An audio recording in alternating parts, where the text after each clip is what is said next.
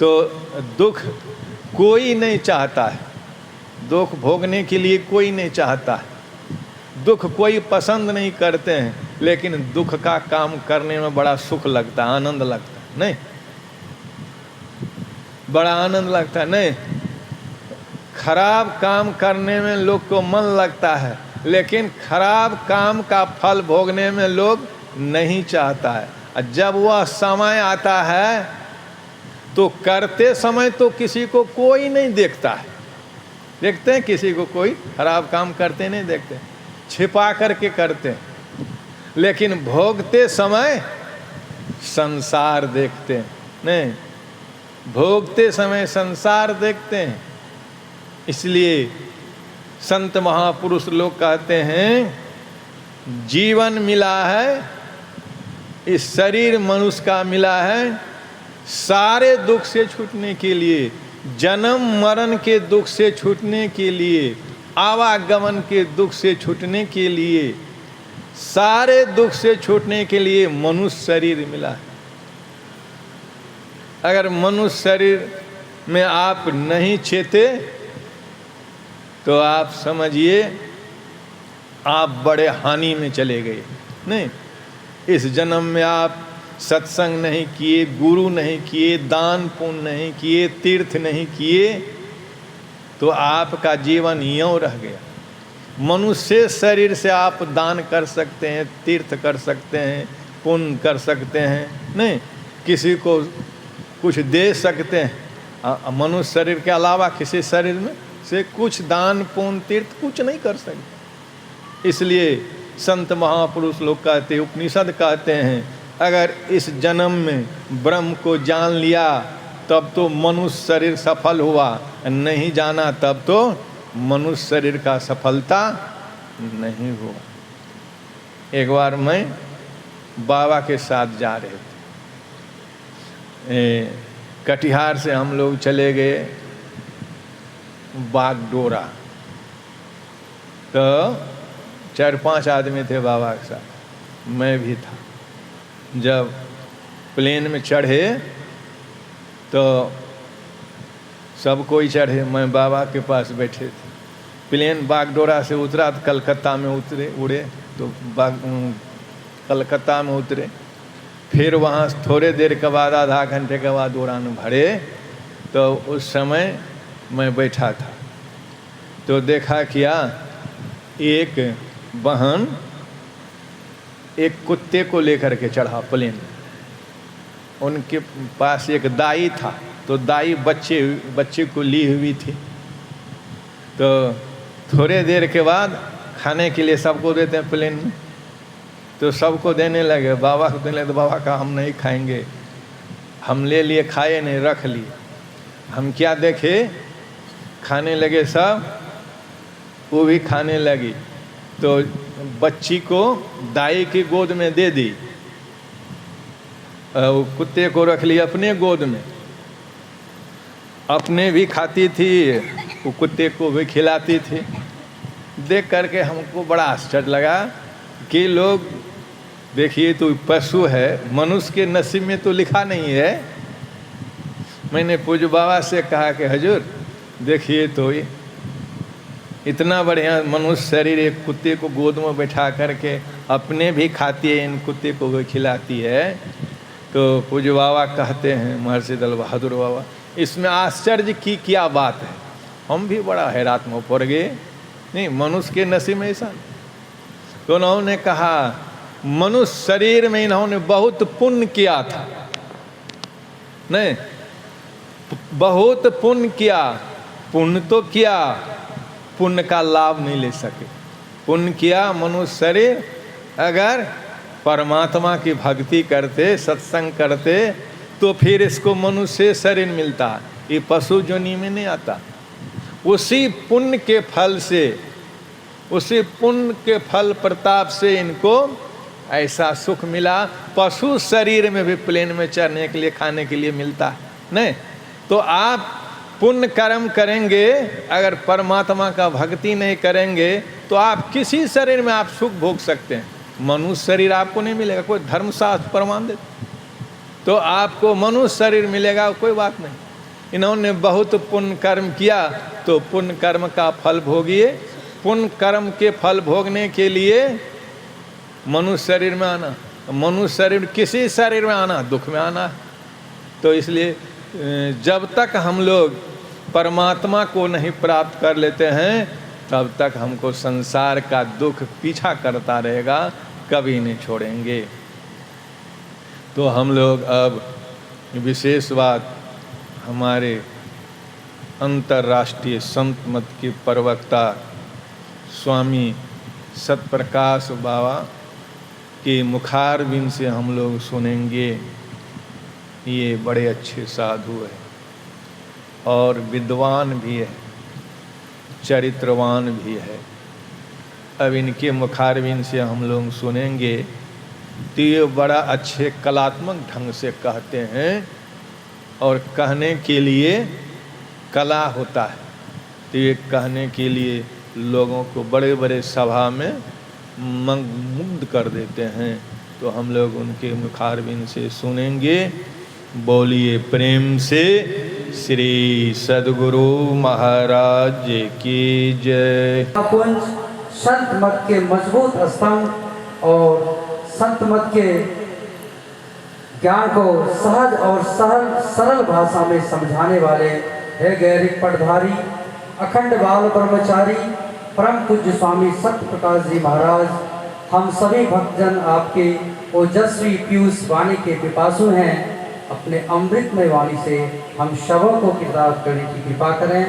बोलिए प्रेम से श्री सद्गुरु महाराज की जय। अखंडानंद बोधाय शिष्य संतापहारिणे सच्चिदानंद रूपाय रामाय गुरवे नमः। धन्य धन्य सद्गुरु सुखदा महिमा कही न जाए। जो कुछ कहूँ तुम्हारी कृपा मौत कछु न बसा। इस पावन मंच पर विराजमान परम पूज्य ब्रह्मलीन महर्षि दल बहादुर परमहंस जी महाराज के अनन्य शिष्य कृपा पात्र एवं निजी सेवक पूज्य स्वामी श्री रामानंद जी महाराज के पावन पाद पद्मों में नमन। मंच पर विराजमान श्रद्धेय स्वामी श्री सुरेंद्र बाबा, सम्माननीय साधु समाज, इस कार्यक्रम के संचालक माननीय श्री प्रेम बाबू, उपस्थित सत्संग प्रेमी महानुभाव, धर्मानुरागिनी माताओं एवं धर्मशिला बहनों,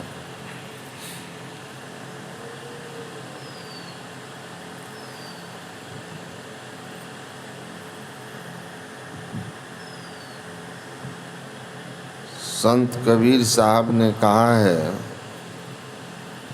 साधो देखो जग बौराना। हिंदू कहते है राम हमारा, अब मुसलमान कहे रहमाना। आपस में दो लड़ू मरत हैं, अब मर्म को नहीं जाना। कबीर साहब कहते हैं, जो ईश्वर के मर्म को नहीं जानते हैं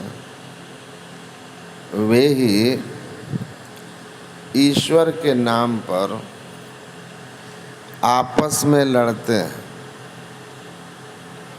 आप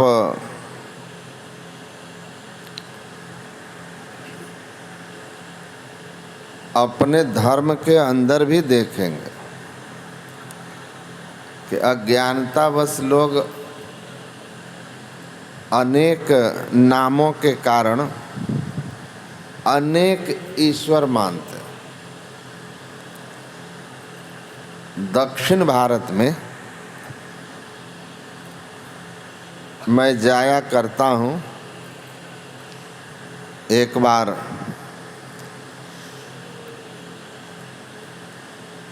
साउथ में था,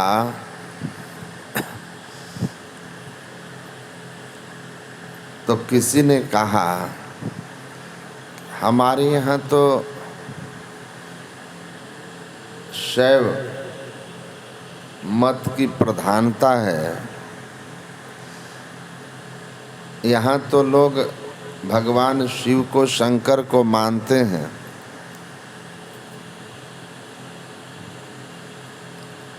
वैष्णव मत का यहाँ स्थान नहीं है। भगवान विष्णु को मानने वाले या जो विष्णु को भगवान मानते हैं, उनकी बात को सुन करके मैंने उनसे कहा, आपकी क्या मान्यता है आप जाने, लेकिन हम तो दोनों में भेद ही नहीं करते। हमारे लिए तो दोनों ही समान।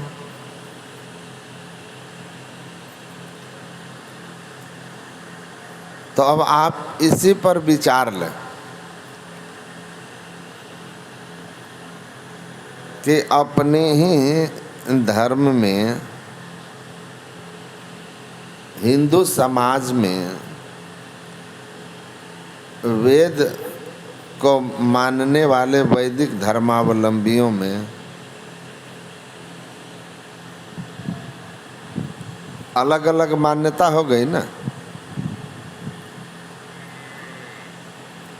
और धर्मशास्त्र को ठीक से पढ़ेंगे तो आपको समझ में आ जाएगा, शिवाय विष्णु रूपाय और शिव रूपाय विष्णवे।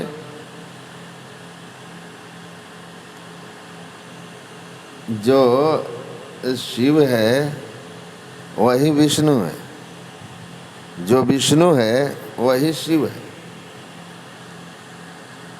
लेकिन नहीं जानते हैं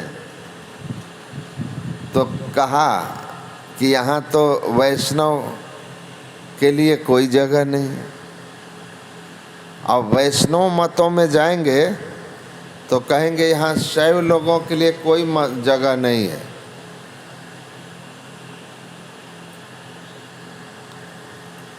आपस में दो लड़ू मरत हैं, राम रहीम के नाम पर लड़ते हैं।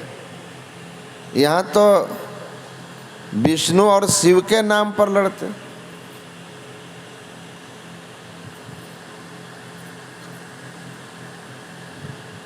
और आश्चर्य आपको लगेगा, मैं छपरा में था, एक आदमी हमसे कहते हैं कि बाबा मैं हनुमान का भक्त हूँ, मैं नियमित हनुमान चालीसा का पाठ करता हूँ और मंगल और शनिवार को हनुमान मंदिर जाता हूँ दर्शन कर, पूजा करने के लिए। अब मेरी पत्नी भगवान राम की भक्त है, उनका पूजा पाठ करते। तो मेरी पत्नी कहा करती है कि मैं आपसे बड़ा भक्ति, क्योंकि मैं स्वामी की भक्ति करती हूँ और आप राम के सेवक के। तो आप छोटे भक्त हैं और हम बड़े भक्त हैं।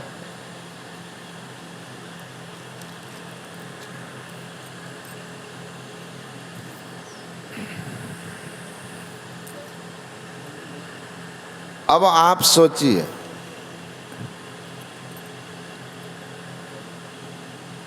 कि क्या जो भगवान राम के भक्त हैं वे बड़े हैं और जो हनुमान जी के भक्त हैं वे छोटे हैं। पति पत्नी के बीच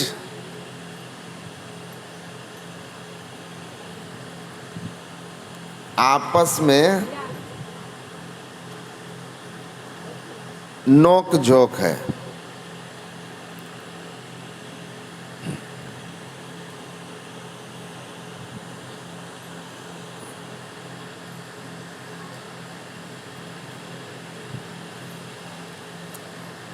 अज्ञानता कितने भगवान होंगे।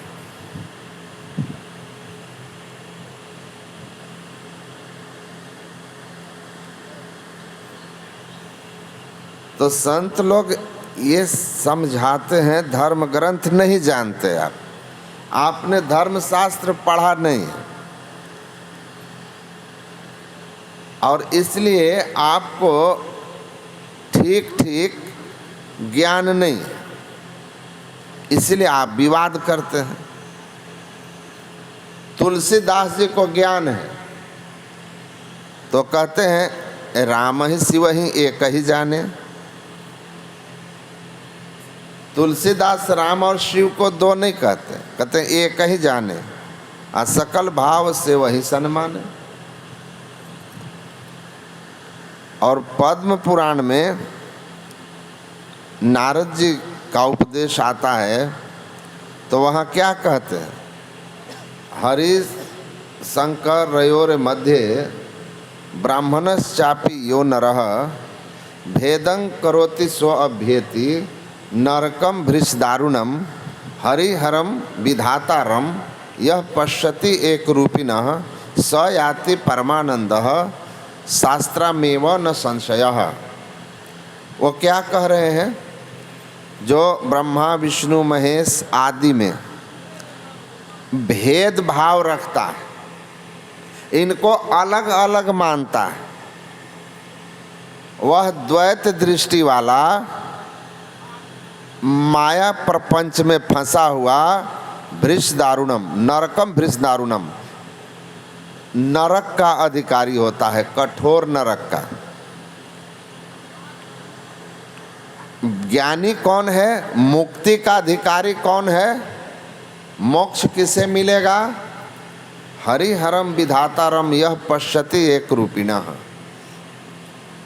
स याति परमानंदम, उसको परमानंद की प्राप्ति होगी, मोक्ष की प्राप्ति होगी। जो हरि विष्णु हर शिव और विधाता ब्रह्मा, इनको तीन नहीं एक देखता है। एक मूर्तिस् त्रयो नाम ब्रह्मा विष्णु शिवात्मकम ससंज्ञाम याति भगवान का एव जनार्दन। एक ही ईश्वर के, अभी हमारे प्रणव बाबा सुना रहे थे, एक ही व्यक्ति अपने अलग अलग भूमिका से अलग अलग नाम से जाना जाता है। जो पिता है वह पति है, वह पुत्र है, वह भाई है, वह मित्र है, और वह किसी ऑफिस का बॉस है और किसी का असिस्टेंट है। एक ही आदमी को अपने संबंधों के अनुसार लोग अलग अलग नाम से पुकारते हैं, पर वह व्यक्ति तो एक ही है, व्यक्ति तो एक ही है। तो इन तीनों को वो करें जो एक जानता है। जानना, तीनों को यह पश्यति एक रूपिणः, जो तीनों में एक ही एक को देखता है। अब वेद के ऋषि ने इसको और ऊंचाई पर ले गया और कहा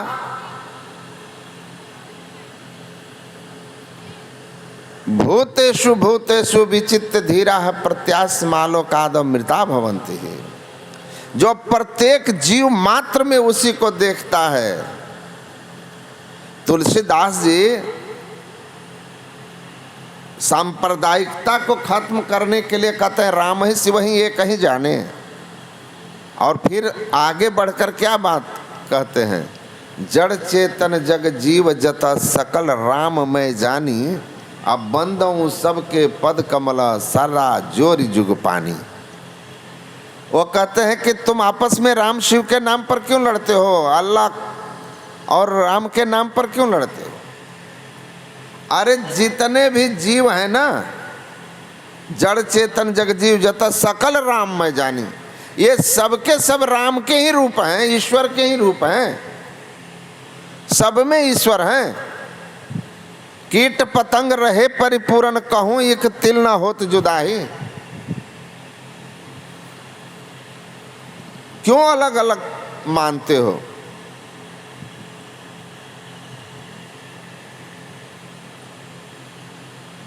और ऋषि भी वही कह रहे हैं, प्रत्येक जीव मात्र में उस ब्रह्म की उसको दर्शन होता है, उसका उद्धार हो जाता है। आप सुने होंगे संत एकनाथ जी कांवड़ यात्रा पर जा रहे थे, हरिद्वार से जल लेकर रामेश्वरम, और राजस्थान में रेगिस्तानी हिस्सा, पैदल यात्रा में एक गधा पानी के प्यास से इतना तड़प रहा था, रख के जाइए, इतना तड़प रहा था कि एक नाथ जी जिस जल को लेकर जा रहे थे रामेश्वरम भगवान शिव पर चढ़ाने के लिए, उन्होंने उस गधे को पिला दिया। ओम नमः शिवाय।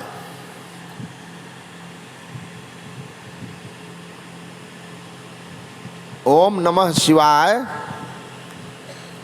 की भावना के साथ उन्होंने उस जल को गधे को ही पिला दिया, और उस गधे से ही भगवान शिव का प्रकटीकरण हो गया।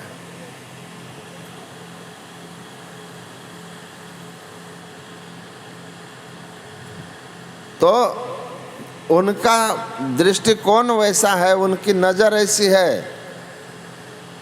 कि जीव मात्र में उनको दर्शन हो रहा है। तो ये जो अध्यात्म है ना, जो ईश्वर का ज्ञान है, ये ज्ञान जब नहीं रहता है ठीक ठीक, तो दूसरे धर्म के लोग आपस में लड़ते हैं। यही बात नहीं है कि राम और रहीम में लड़ाई चल रही है नाम पर, शैव और विष्णु के नाम पर भी, देवी के नाम पर भी लड़ाई चलती है। शक्ति के उपासक, गणेश के उपासक, ये सब आपस में, विष्णु के उपासक आपस में ही भिड़ते हैं कि हमारे भगवान बड़े तो हमारे भगवान बड़े। और धर्मशास्त्र, ऋषि, संत वो कहते हैं ईश्वर तो एक ही है। उस एक ईश्वर को त्रयाणाम अंतरम नास्ति गुण भेदः प्रकृतिता, एक ही ईश्वर अपने अलग अलग भूमिका के कारण अलग अलग नाम से जाने जाते हैं। इसीलिए यह करोति, जो कोई भी इनमें भेद करता है वह नरकम भृषदारुणम, वह कठोर नरक का अधिकारी। तो अगर आप केवल रूप को देखेंगे तो अंतर तो दिखेगा ही। अच्छा देखिए, हम लोग कितना साधारण सा अर्थ समझना हो तो कितनी सहज बात है। जिसको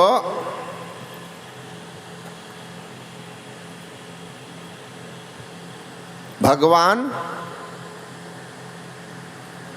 जगन्नाथ कहते हैं, पुरी में जगन्नाथ कहते हैं। जगन्नाथ का अगर संधि करें तो क्या होगा? जगत जोड़ नाथ। तो जगन्नाथ जो है, जगत जोड़नाथ हुए कौन है? कौन है ये?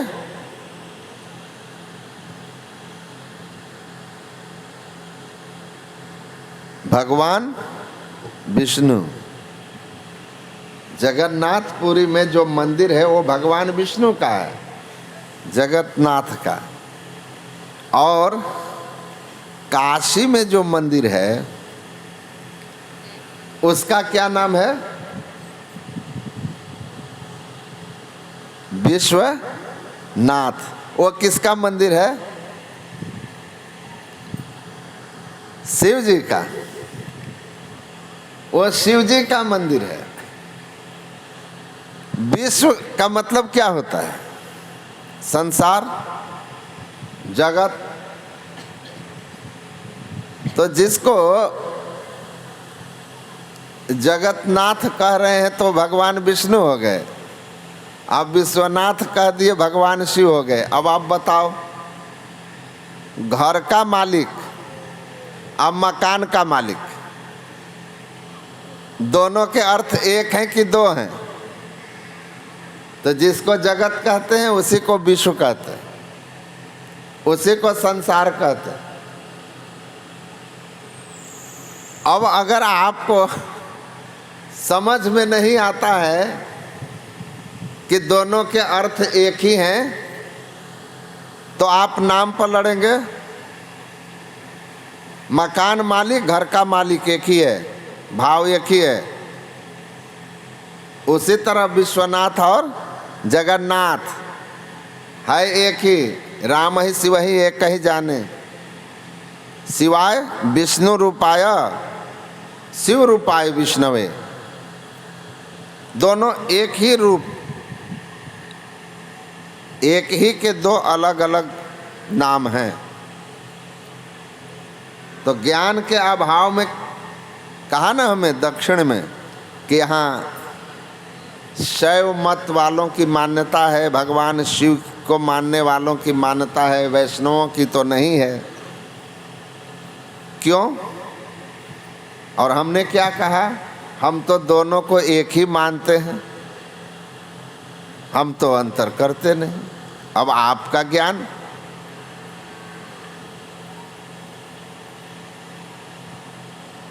तो आपसी विवाद। कुंभ में स्नान करने के लिए पहले कौन अखाड़ा नहाएगा?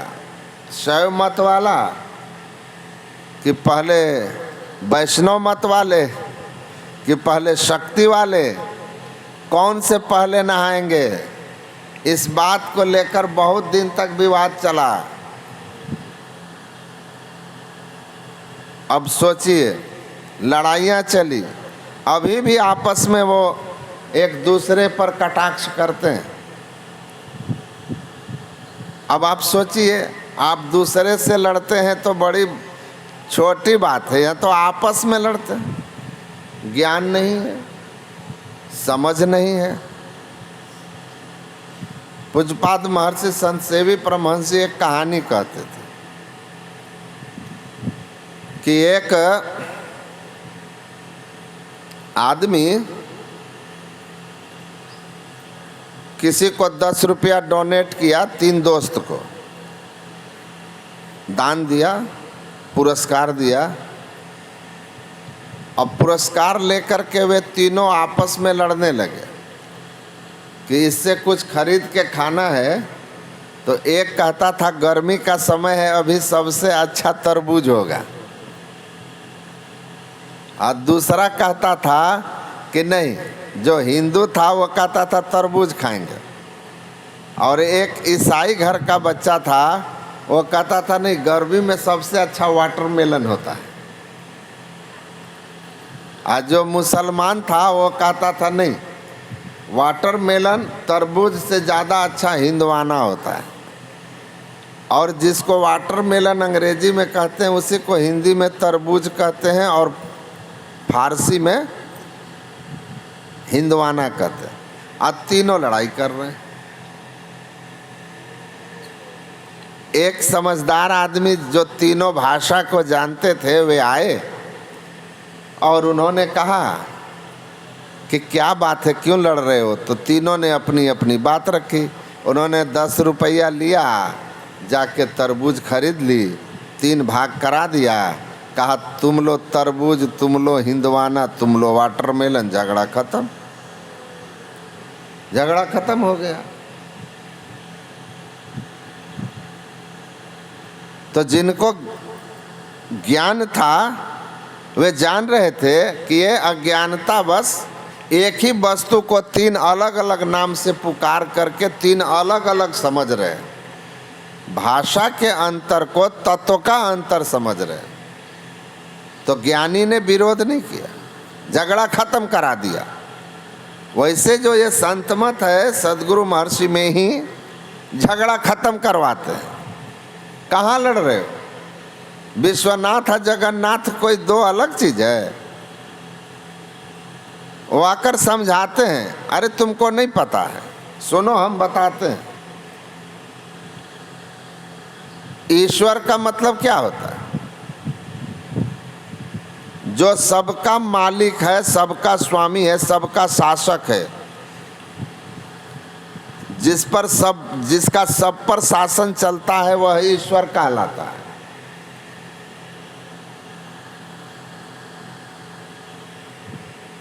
तो सब पर शासन किसका है? परमात्मा का। सबका मालिक एक कहते हैं ना सूफी महात्मा, सबका मालिक एक। मालिक मतलब जो सबको अपने शासन में रखने वाला। ब्रह्म का अर्थ होता है फैला हुआ, जो सबसे अधिक फैला हुआ है। सबसे अधिक कौन फैला हुआ है? सबसे अधिक परमात्मा फैले हुए हैं। कितना फैले हुए हैं? तो कहा कि अनंत हैं, जिसका आदि और अंत ही नहीं है। जो आदि अंत रहित है, सबसे अधिक फैला हुआ है, सबसे बड़ा है, उसको क्या कहते हैं? सबसे बड़े को ब्रह्म कहते हैं। अल्लाह का अर्थ कुरान में है, अल्लाह सबसे बड़े हैं, इसलिए अल्लाह की इबादत सबसे श्रेष्ठ होती है। बड़ा माने सबसे बड़ा, अनंत, ब्रह्म सबसे बड़ा।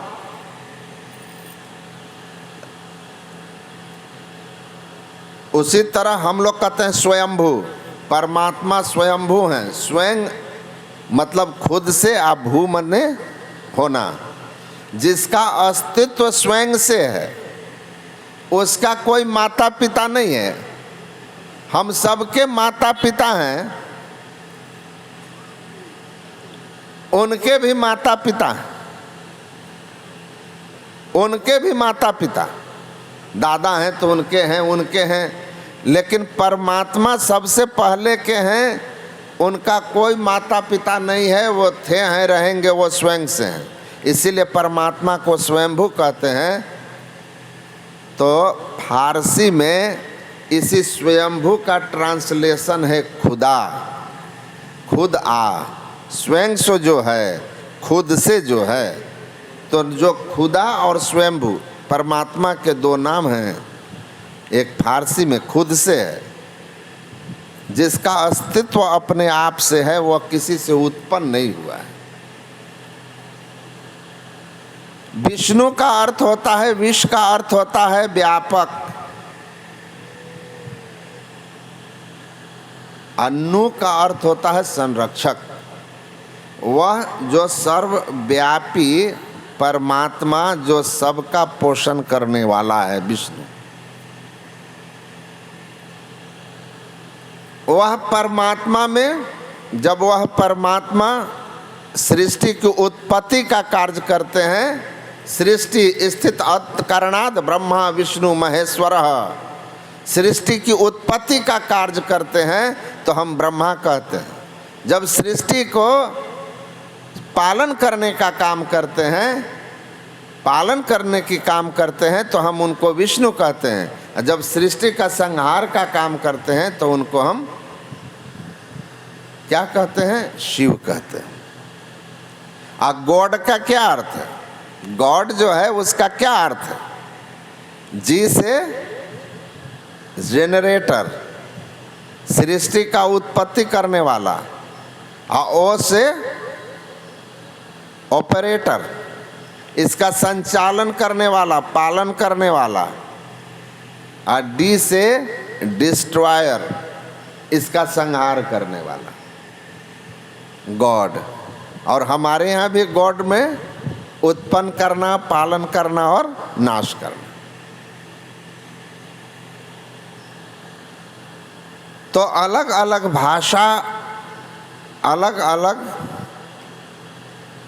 नाम, लेकिन वस्तु एक, तत्व एक।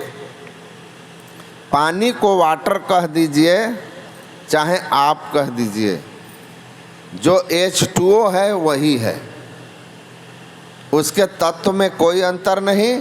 और उस जल को पी लीजिए तो जो जल कह कर के पिएंगे तो वह वही तृप्ति देगी, वह जल से वही तृप्ति मिलेगी।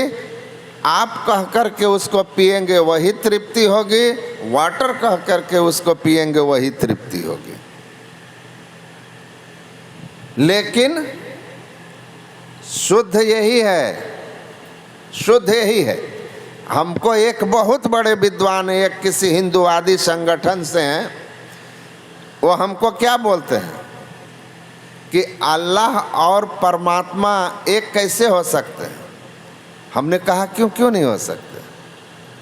तो कहते हैं कि इस्लाम की उत्पत्ति तो 1400 वर्ष पहले हुई और सनातन धर्म अनादि काल से है, तो वेद का ईश्वर और इसका अल्लाह एक कैसे हो सकता है? मैंने कहा कि एकदम आपका बात जो है ना बहुत बढ़िया बोले। मैं बोला आपसे एक सवाल पूछता हूँ, जल और पानी दोनों एक नहीं हो सकता है। तो उन्होंने कहा ऐसा कैसे बोल सकते हैं? मैंने कहा जैसा आप बोलते हैं। जल संस्कृत शब्द है और संस्कृत की उत्पत्ति अनादि है, और पानी हिंदी का शब्द है। इसकी कब उत्पत्ति हुई हिंदी भाषा का? हिंदी भाषा बहुत हाल में हुआ है। हिंदी की उत्पत्ति ही हुई जब फारसी और संस्कृत भाषाएं आपस में मिली तो दो भाषा का जन्म हुआ। संस्कृत के अधिक प्रभाव में जो भाषा पैदा हुई, जिसमें फारसी का पुट कम था, उसको हिंदी कहा गया, और फारसी का पुट ज़्यादा और संस्कृत का पुट कम था, उस भाषा का नाम उर्दू हुआ। ये उर्दू और हिंदी दोनों भाषाओं की जन्मभूमि भारत है। भाषा का इतिहास पढ़ लीजिए, तब तो ईश्वर शब्द या वो शब्द जो हिंदी में है परमात्मा संबंधित, वह भी अलग होगा।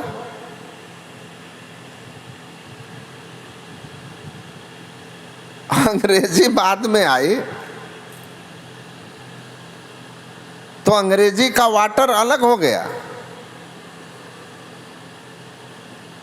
तो मैंने कहा आप लोगों के साथ परेशानी ये है कि आप धर्म ग्रंथ नहीं पढ़ते। आप लोगों को कोई कुछ कह देता है, या आजकल तो एक बड़ा बढ़िया धर्म ग्रंथ चला है व्हाट्सएप फॉरवर्ड, बिना सोचे समझे क्या है कूड़ा कचड़ा फॉरवर्ड करते रहते हैं। हमारे पास भी मैसेज आता है कि इस मैसेज को आप 100 आदमी तक भेजिए, शुभ समाचार मिलेगा। 10 को भेजिए, शुभ समाचार मिलेगा। हम उसी समय पढ़ते हैं। अगर आपने इस मैसेज को पढ़ कर के इग्नोर कर दिया या डिलीट कर दिया तो आपको क्षति हो जाएगी। और रोज़ मैं ऐसा 10 डिलीट करता हूँ। हमको गुरु महाराज की कृपा से ईश्वर कोई क्षति नहीं करवाते, क्योंकि ईश्वर जानते हैं कि अंधविश्वासों के प्रति यह सावधान है, इसलिए वो खुश होते हैं। लेकिन यहाँ तो भेड़िया धसान है, यहाँ वही पसंद होगा। देखिए नटवर लाल जो था ना, जब पकड़ा गया ना, बहुत बड़ा ठग था, तो कहा तुम लोगों को ठगते कैसे हो? कहा कि जब तक दुनिया में लोभी रहेंगे ना, तब तक ठग भूखे नहीं मरेंगे। ठग भूखे नहीं मरेंगे। फंसाता उन्हीं को हूं जो लोभ में आता है। अब बहुत लोग हैं, किसी तरह का जालसाजी वाला मैसेज आता है, लिंक छू देते हैं, कहता है इतना दीजिए आपकी लॉटरी लग गई है, ये हो गया है। वो लोभ में आके दे देते हैं। हमारे पास भी आया एक आदमी का कि आपका नंबर में जो है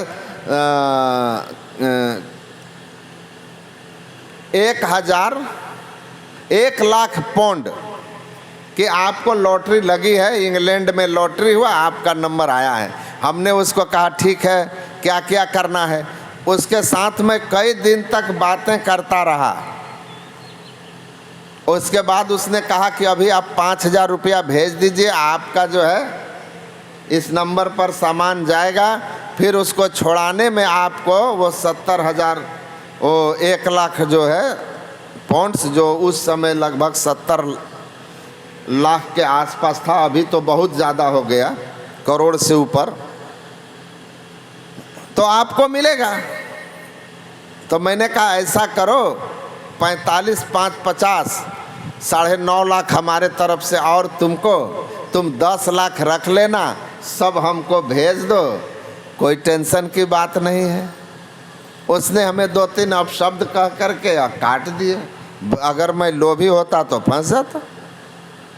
तो मैं तो उसी को पढ़ा रहा था कि तुमको बताते हैं, 2-4 दिन मेरे पीछे लगे रहो, बाद में पता चल जाएगा कि यहाँ न लगे हैं राउर माया।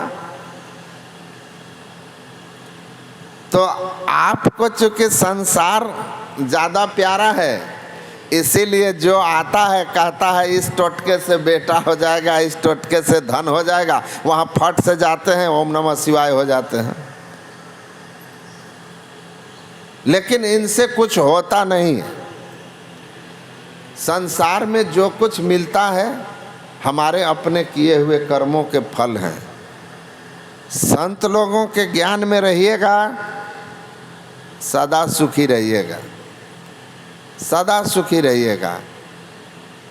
पूज्यपाद महर्षि दल बहादुर परमहंस जी महाराज को लोग कहते थे ना, बाबा बेटा नहीं है, तो जेब में ऐसे हाथ डालते थे, ऐसे निकाल के कहते थे अरे बेटा तो मेरे पास भी नहीं है, रहता तो जेब से निकाल के दे देता है नहीं। अब फिर कहते थे किस लिए बेटा, हमको नहीं है तो हम नरक चले जाएंगे कि हम दुखी हैं कि हमारी सेवा नहीं होती है। कैसी सेवा किए रामानंद बाबा और इनके साथ के लोग, वो सब देखे। क्या पुत्र किसी की वैसी सेवा कर सकेगा। आज पूज्यपाद आचार्य श्री महर्षि हरिनंदन परमहंस जी महाराज देख लीजिए अस्वस्थ चल रहे हैं, पर वो जो उनके सेवक लोग सेवा करते हैं, अरबों कमा करके सारा प्रॉपर्टी जो आपका स्वाभाविक रूप से उत्तराधिकारी होता है वो पुत्र कर सकता है। कभी नहीं कर सकता है। तो परमात्मा की भक्ति कीजिएगा ना, सही सही परमात्मा का स्वरूप जान करके, तो आपकी सेवा करने के लिए तो देवी देवता नतमस्तक रहेंगे। क्या कहा गुरु गोरखनाथ जी महाराज ने? अजपा जपे सुन्नि मन धरे, पांचों इंद्री निग्रह करे, ब्रह्म अग्नि में होमे काया, तास महादेव बंदे पाया। महादेव तुम्हारी वंदना करेंगे। तुम संतमत की जो है ना, अजपा जपे सुन्नि मन धरे, शून्य ध्यान, बिंदु ध्यान और नाद ध्यान, सरल सरल जग में प्रचारी, इस ध्यान साधना को अगर आत्मसात कर लोगे ना, तो कहते हैं महादेव तुम्हारी वंदना करेंगे। धन जौवन की करे न आस, चित्त न राखे कामनी पास, नाद बिंदु जाके घट जरे, ताकि सेवा पार्वती करे। गुरु गोरखनाथ कहते हैं बिंदु नाद की साधना करके इसको तुम अपने अंदर प्रकट तो कर लो, उस अंतर ज्योति और अंदर नाद को। तुम्हारी सेवा माता पार्वती आकर करेंगी अपना सौभाग्य संवारने के लिए। आप सोचिए,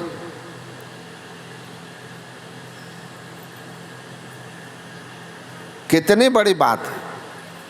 माता हिंगुला देवी के दर्शन करने अमरदास जी जा रहे थे और रास्ते में उनके समधी थे सिख पंथ के दूसरे गुरु, गुरु अंगद देव जी महाराज। तो रात में अपने समधी के दरवाजे पर सोए हुए थे। अर्धरात्रि में देखते हैं एक परम सुंदरी आकर के झाड़ू दे रही है। पूछा आप कौन हैं देवी? दिन में तो आपको मैंने इस परिवार में देखा नहीं। तो बोली आप कहाँ जा रहे हैं? कहा हिंगुला देवी के दर्शन के लिए। कहा मैं वही हिंगुला देवी हूँ। कहा आप यहाँ? कहा आपके समधी गुरु अंगद देव जी महाराज पूर्ण संत हैं, ईश्वर को साक्षात्कार कर चुके हैं, अब ईश्वर रूप हैं। इनके दरवाजे पर इनके चरण धूल पाकर सेवा कर सरस्वती लक्ष्मी पार्वती भी आती हैं अपना सौभाग्य संवारने। मैं आई तो क्या आई। तब उनको समझ में आया। इसीलिए गोरखनाथ जी कह रहे हैं कि ताकि सेवा पार्वती करे। तो आप ठीक ठीक अगर ईश्वर के स्वरूप को जान करके और उसकी भक्ति करेंगे, तो फिर संसार आप पाने के लिए किसी झांसे में नहीं आएंगे। परमात्मा की भक्ति करो, परमात्मा के स्वरूप को जान करके, तो भक्ति माता की गोद में जो बैठा है उसको स्वप्न में भी अनिष्ट नहीं होता है। तो पहले ईश्वर का हमें ठीक ठीक ज्ञान होना चाहिए, समझ होनी चाहिए ईश्वर कौन है। संत लोग समझाते हैं, धर्म ग्रंथ समझाता है।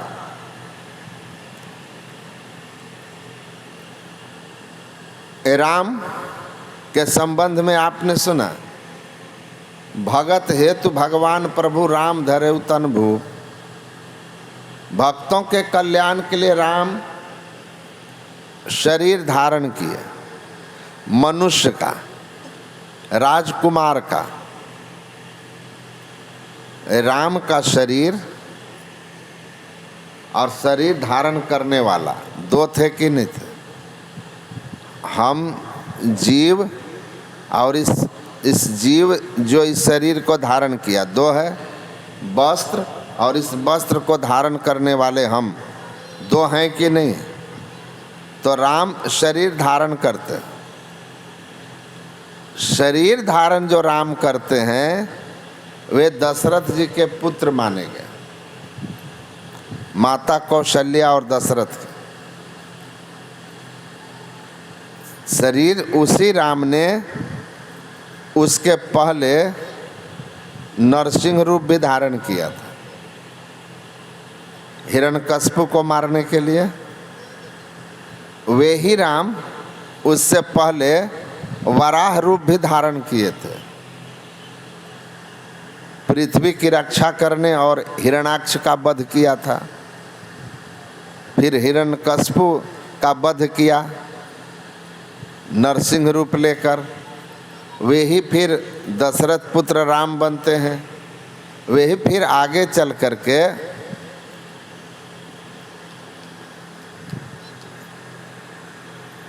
वासुदेव देवकी के पुत्र, वसुदेव देवकी के पुत्र कृष्ण बनते हैं। तो ये जो अलग अलग रूप में आ रहे हैं वे कौन हैं, उनका स्वरूप क्या है, इसका जब ज्ञान हो जाएगा ना तो आपका कल्याण हो जाएगा। अब भगवान शंकर का शरीर किसने धारण किया है? शरीर कोई ईश्वर वह है जो सत्य है, जिसका कभी नाश नहीं होता। जिसका नाश हो जाता है वह ईश्वर की माया है। इसीलिए संत लोग कहते हैं ठीक से समझो। आप देखते हैं जिस हाथ में आदमी के हाथ में दस्ताना होता है वो बिजली के तार को पकड़ता है, भागता है, वो पकड़ करके और काम कर लेता है। और जिसके हाथ में दस्ताना नहीं है वो तार पकड़ेगा, मरेगा। भस्मासुर को आशीर्वाद किसने दिया था कि जिसके सिर पर हाथ रखोगे वो जल के भस्म हो जाएगा? किसने दिया? भगवान शंकर ने। और भस्मासुर जब भगवान शंकर पर नारद जी ने कहा ना कि तुमको जो वरदान दिया है इस वरदान को पहले आजमा के देख लो, तो भगवान शंकर पर ही आजमाया कि शंकर के माथे पर हाथ रख दे। तो शंकर भागे कि नहीं भागे?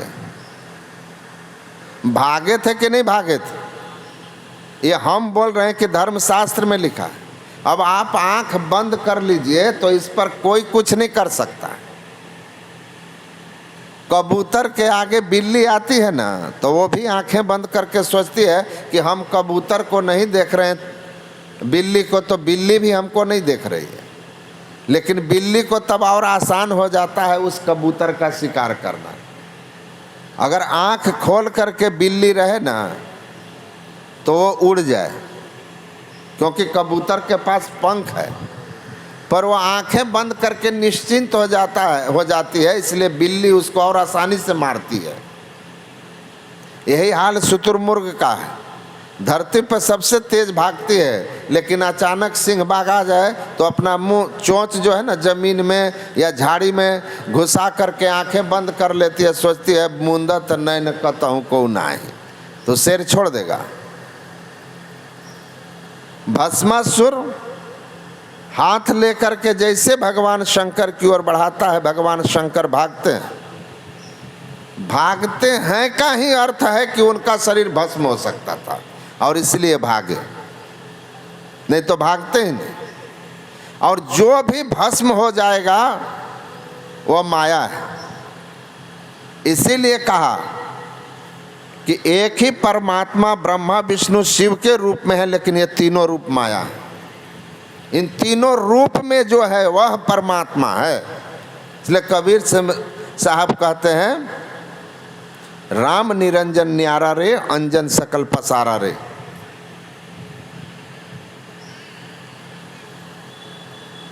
अंजन मने माया और राम मायातीत हैं।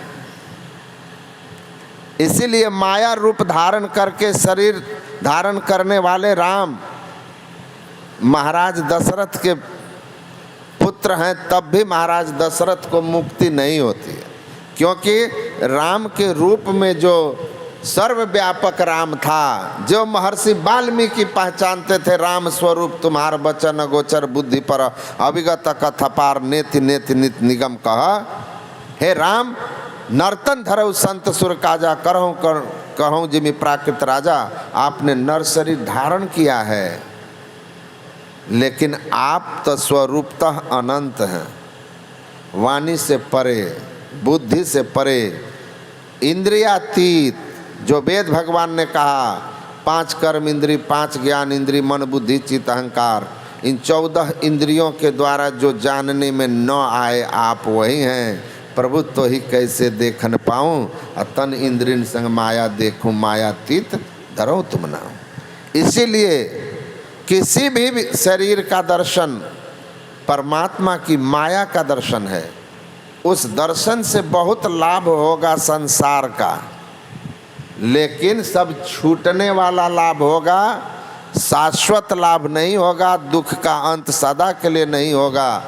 सदा के लिए दुखों का अंत चाहते हैं तो सब रूपों में जो है भूतेषु भूतेषु विचित्र धीरा, रूप में जो अरूप छिपा हुआ है उसको जानने वाली भक्ति कीजिए, उसको जानने वाली दृष्टि पाने का साधन कीजिए। नहीं तो क्या हो जाएगा, संसार में कुछ देर के लिए कुछ मिल भी गया तो रहेगा सब दिन। कौन सुखी हुआ है? एक समय था लोग कहते थे धन और बेटा से किसका पेट धरता है। धन से तो अभी तक लोगों को नहीं भर रहा है, बेटा से भर गया है कि नहीं भर गया है? आप बताइए। पहले लोग कहते थे जिसको जितने पुत्र होंगे वो उतने अच्छा, धन मानते थे। आज लोग कहते हैं एगो में आफत है, कहाँ से लाएं? हम खुद ही 6 भाई थे और अब हम 6 भाई मिला करके सब टोटल, उसमें तो हम ब्रह्मचारी ही हैं, अविवाहित। तो बताइए 2 माता पिता, उससे हम 6, 2 8 थे और अभी सब मिला के 7 और 2 9 है। अब बताइए, हर घर की कहानी है। बेटा से तो हम 2 हमारे 2 लेकिन अब हम 2 हमारे 1। अगर आप ठीक ठीक धर्म के मर्म को नहीं समझेंगे, ईश्वर को नहीं समझेंगे, ईश्वर की भक्ति नहीं करेंगे तो वो 1 से भी आप परहेज करने लगेंगे। क्योंकि दम तो फुला दे रहे हैं अब कलयुग के बेटे। प्रायः जिनके बच्चे अच्छे संस्कार दिए हैं ना, सत्संग सुनाया बचपन से और उसको माता पिता के प्रति कर्तव्य बोध कराया गया, वही बच्चे अपने माता पिता की सेवा कर रहे हैं, वही बहू सास ससुर की सेवा कर रही है, बाकी तो दम निकाल ही रही है ना। तो इसको समझ लीजिए और ठीक ठीक ईश्वर को समझ के भक्ति कीजिए। गीत गाने मात्र से कुछ होने वाला नहीं है। गुरु महाराज धर्मशास्त्र कहते थे समझो ईश्वर के स्वरूप को। जो भस्मासुर से भाग गए और जिनको बचाने के लिए विष्णु को बीच में आना पड़ा, वो तुमको कितना बचा लेंगे जमराज से, ये समझ लो। नहीं समझ में आता है तो मेरी ना मानो, जमराज तो मनाएगा, तेरा किया डंडा मार के भुगताएगा। कहे गीतानंद फिरेगा तू रोता, लाख 84 में लगाएगा गोता, फिर जन्मना और मरना पड़ेगा, रेमन मुसाफिर निकलना पड़ेगा। तो रूप और स्वरूप 2 अलग अलग चीज होता है। हमारा शरीर रूप है, लेकिन इस शरीर में रहने वाले हम जो चेतन आत्मा हैं, जो माइक में अभी आपको प्रवचन सुना रहा है, वह शक्ति जो अंदर में है वह अलग है। ये माइक और माइक के अंदर की बिजली दोनों अलग अलग है। ये बिजली चली गई ना तो ये माइक कुछ मजाल है कि हमारी बात को आप तक पहुंचा दे या दूर तक पहुंचा दे, पर माइक दिखाई दे रहा है, अंदर की बिजली दिखाई नहीं दे रही है। वैसे ही हम दिखाई दे रहे हैं, हमारे अंदर में जो हमारा शरीर दिखाई दे रहा है, लेकिन हम जो चेतन आत्मा है आपको नहीं दिखाई दे रहे हैं, ना आप हमको दिखाई दे रहे हैं। वैसे परमात्मा कहाँ पर हैं? कहा ब्रह्मे वेदमृतम पुरस्ताद ब्रह्म पश्चात ब्रह्म दक्षिणतश्चोत्र अधश्च ऊर्ध्व परसृतम ब्रह्म वेद विश्वमिदम वरिष्ठम, ऊपर नीचे आगे पीछे बाएं दाएं अन्यन, बड़ा ते बड़ा छोटते छोटा, मी में ते सब लेखा, सबके मध्य निरंतर साईं दिष्ट दिष्ट सो देखा। मेहंदी में लाली, घीव दूध में, फूल में बास समान, आ सब में व्यापक सब ते न्यारा, सब घट एक ही राम।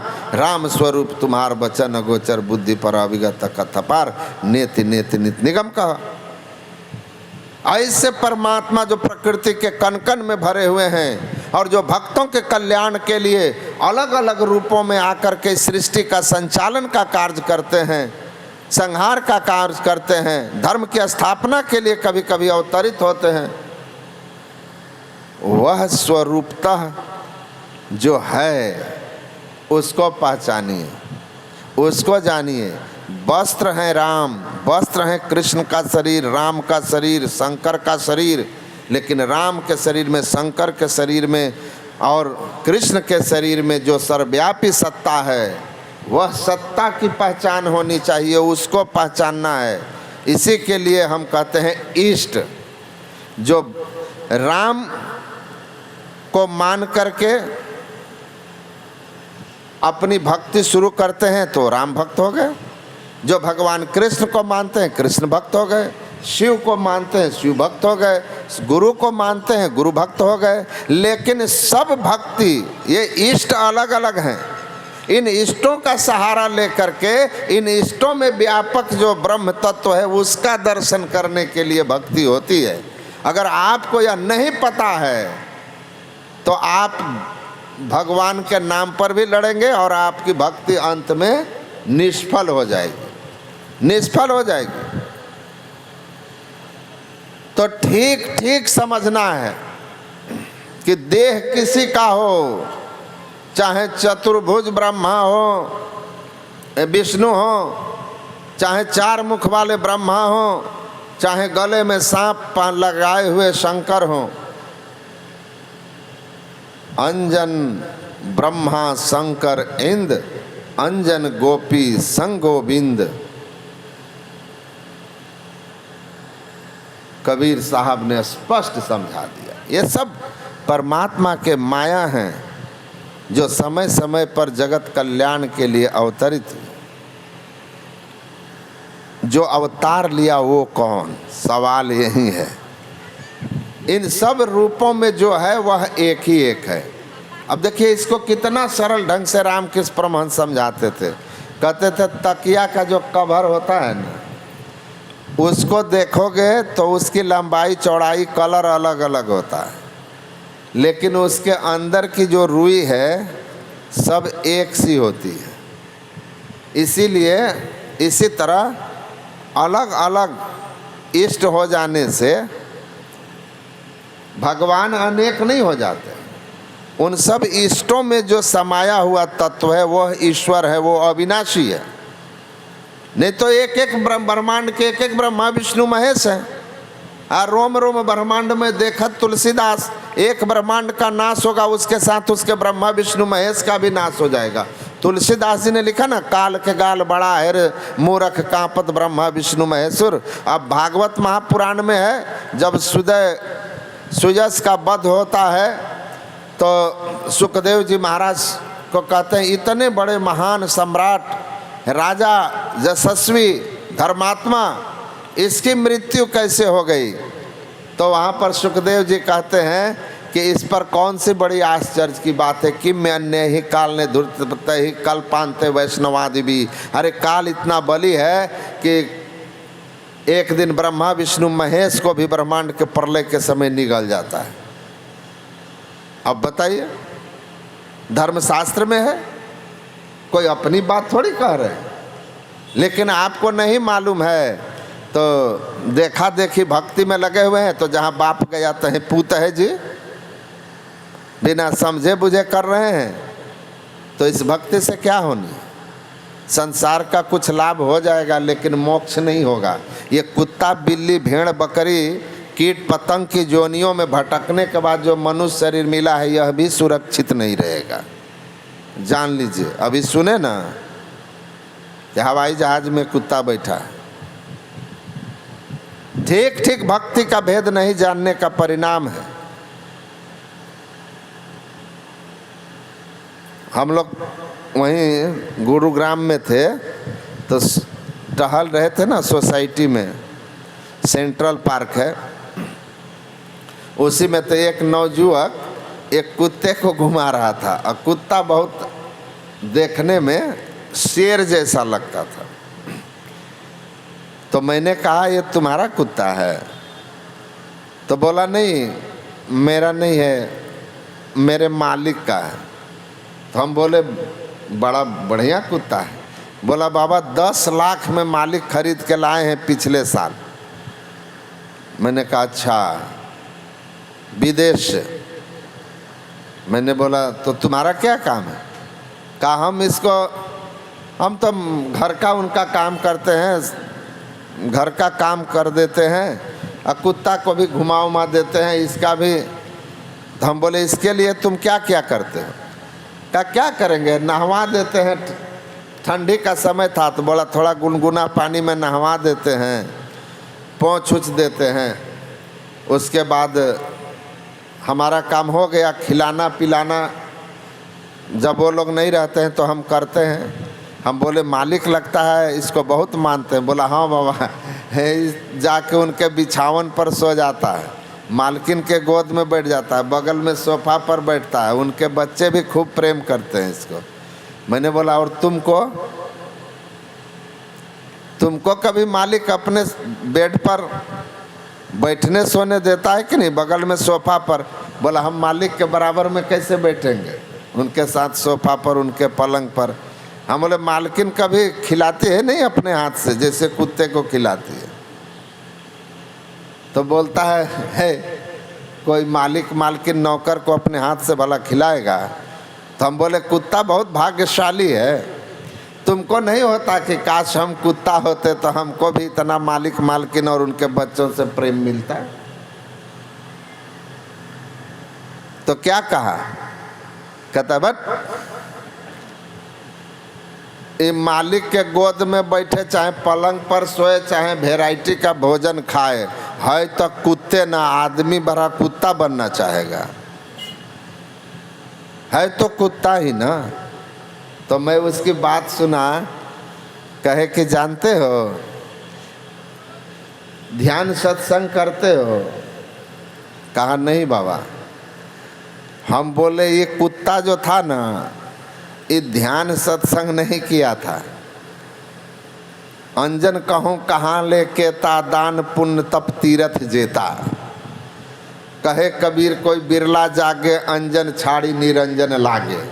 तो ये दान तप तीरथ व्रत सब किया है, अब भगवान को बिना संत के शरण में जाकर के उनकी सदयुक्ति जाने भक्ति की है, गुरु विहीन भक्ति। आ गुरु मतलब ये नहीं कि राह चलते गुरु, गुरु के जो शास्त्र में बताया गया है ना, गुरु कैसा होना चाहिए, किन से दीक्षा लेनी चाहिए, कौन दीक्षा का अधिकारी है, शास्त्र में लिखा है, वैसा गुरु होना चाहिए।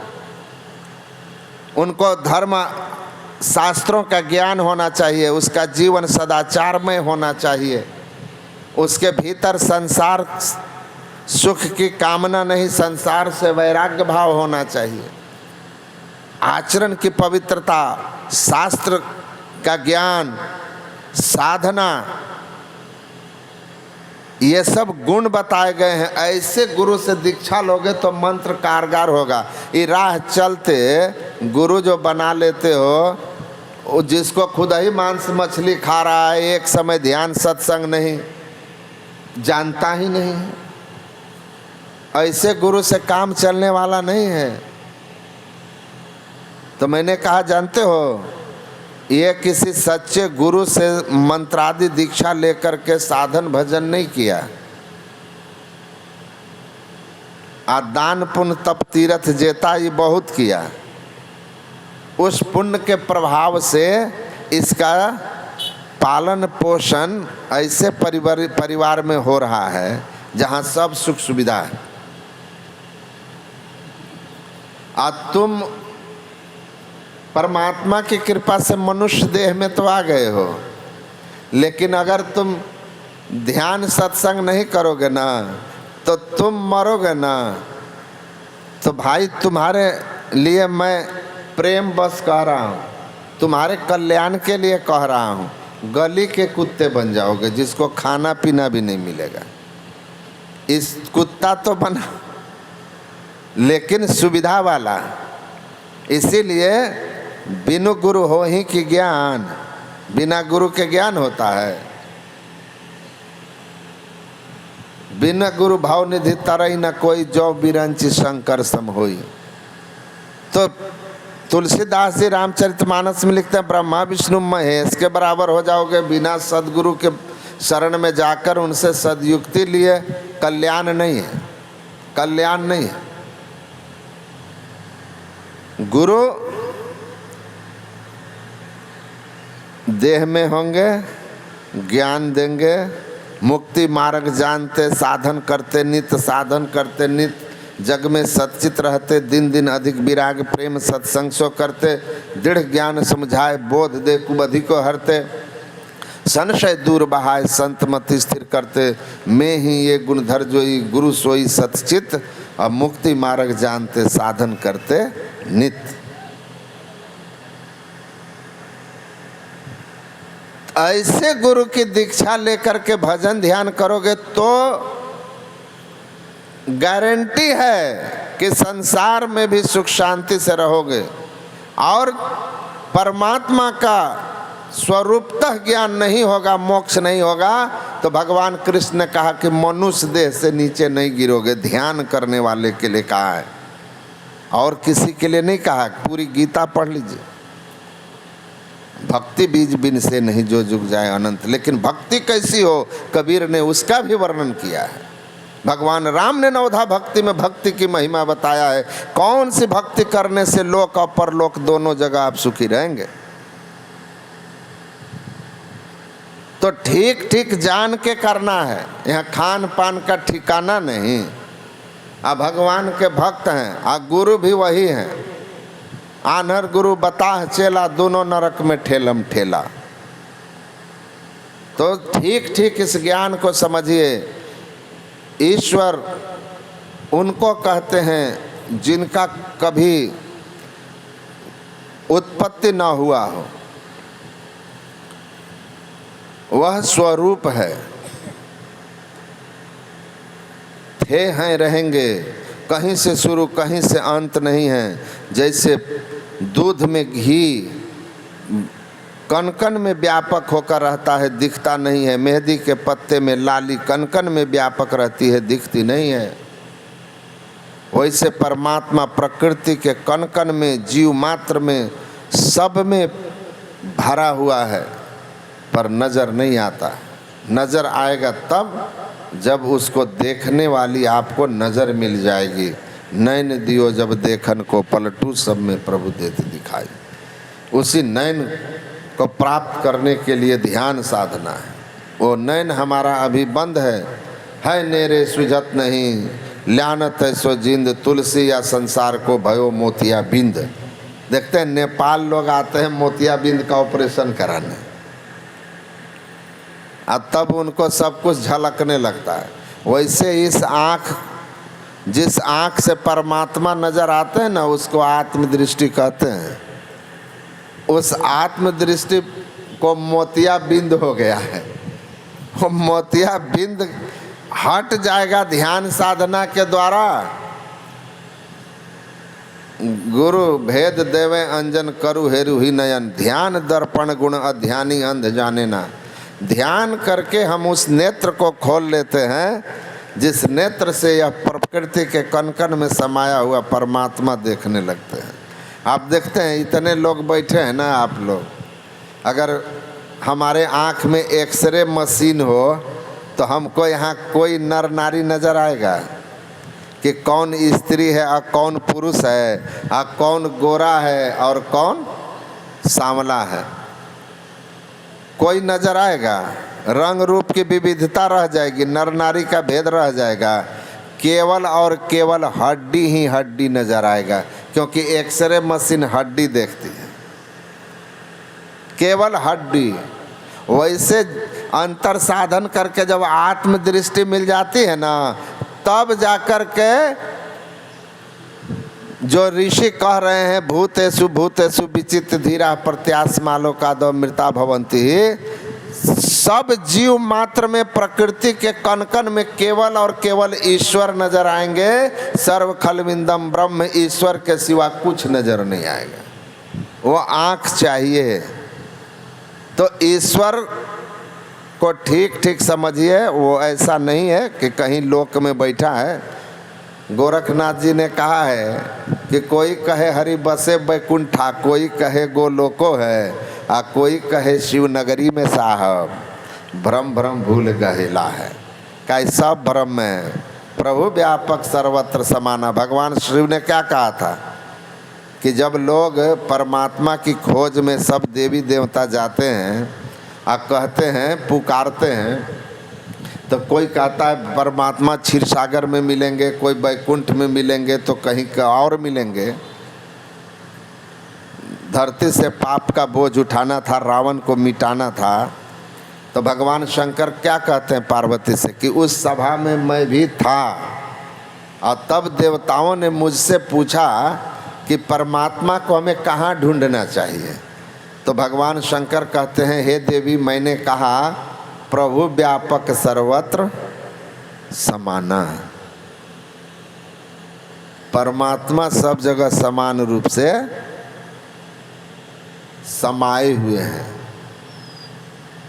मैंने ईश्वर के बारे में बताया कि वे सब जगह सब में समाये हुए हैं।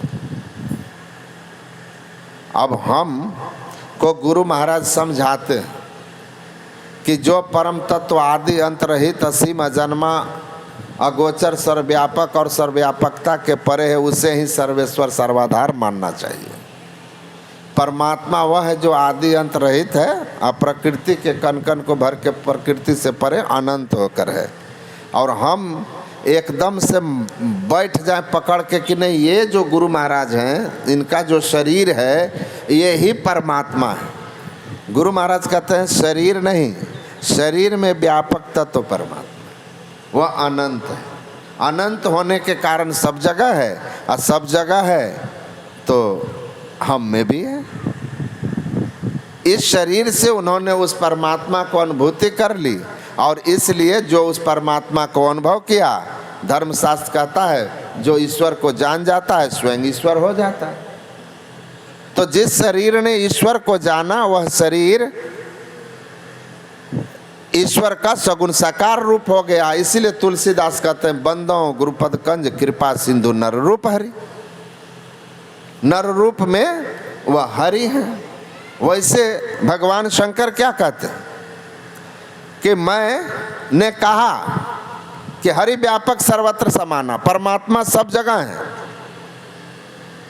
तो भगवान शंकर को के शरीर को ही भगवान का दर्शन मान लेना, भगवान शंकर के ज्ञान का ही अपमान करना है। जैसे गुरु महाराज के शरीर को ही ईश्वर मान लेना मेरे द्वारा गुरु महाराज के ज्ञान का अपमान है। तो हम गुरु भक्त कहलाएंगे अगर गुरु महाराज के ज्ञान को हम न माने। भगवान विष्णु की बातों को न माने और हम विष्णु भक्त कहलाएंगे। भगवान शिव की बात को न माने, हम शिव भक्त कहलाएंगे। भगवान शिव कहेंगे शरीर में सिद्धि होती है, यह हमारा शरीर ही बिंदुनाद महालिंगम शिव शक्ति निकेतनम देहम शिवालयम प्रोक्तम सिद्धिदम सर्वदेही नाम। बिंदु और नाद, ये दो साधनाओं से शरीर रूपी शिवालय में भगवान शिव के स्वरूप का दर्शन होगा, जिससे परम गति हो जाएगी, मुक्ति हो जाएगी। तो स्वरूप सबका एक है। चाहे कोई सा भी तकिया के खोल को खोलोगे रुई वही होगी। वैसे चाहे राम को, चाहे कृष्ण को, चाहे शिव को, चाहे सदगुरु को, चाहे देवी को आप इष्ट मान करके जब उनके स्वरूप का ज्ञान करेंगे तो सब में एक ही एक तत्व का ज्ञान होगा। और जब सब में एक तत्व का ज्ञान होगा, ये मोक्ष की अवस्था है, ये ईश्वर दर्शन है। इसको समझना, अंधा भक्त नहीं बनना है। भोला भक्त बनने से काम नहीं चलेगा। ज्ञान को समझिए और उसको अपने आचरण में उतारिए। उचारिए। इसीलिए कहा परमात्मा वाणी से परे हैं, सो जाने जो पावे। सूरदास जी कहते हैं मन वाणी को अगम अगोचर, और सो जाने जो पावे। जो उसको पाता है वही जानता है, मन वाणी से वह परे, इंद्रियों से परे। ऐसा दिव्य परमात्मा जो परम स्वाद सब ही जो निरंतर अमित तोष उपजावे। वो परम स्वाद मिल गया, अनंत संतुष्टि हो जाएगी, फिर दुनिया में कुछ पाने की इच्छा नहीं रहेगी, आप ब्रह्म स्वरूप हो जाएंगे। सूरदास से बड़ा कोई भक्त है कृष्ण का, लेकिन कृष्ण को वो शरीर को भगवान नहीं माने। उन्होंने क्या कहा, मात पिता इनके नहीं कोई। और यही बात गुरु नानक कहते हैं, नातिसु मात पिता सुत बंधु, नातिसु कामन नारी। परमात्मा का कोई माता पिता नहीं है, क्योंकि वही सबका माता पिता है, सबका माता पिता। नातिसु मात पिता सुत बंधु, नातिसु कामन नारी। उस परमात्मा को न संसार की कोई कामना है, न कोई उसकी पत्नी है, न कोई माता पिता है, वो सबका माता पिता है, सबसे पहले का। सूरदास जी भगवान कृष्ण के लिए कहा, नातिसु मात पिता इनके नहीं कोई, इनका कोई माता पिता नहीं है। ये कैसे हैं, जल थल कीट ब्रह्म के व्यापक, इन सर और न होई। जल में थल में कीट से लेकर ब्रह्मा के शरीर तक सब में यह व्यापक होकर के हैं, किसी से खाली नहीं है। ब्रह्मा विष्णु महेश सब में घुस करके हैं, ये अनंत हैं। ये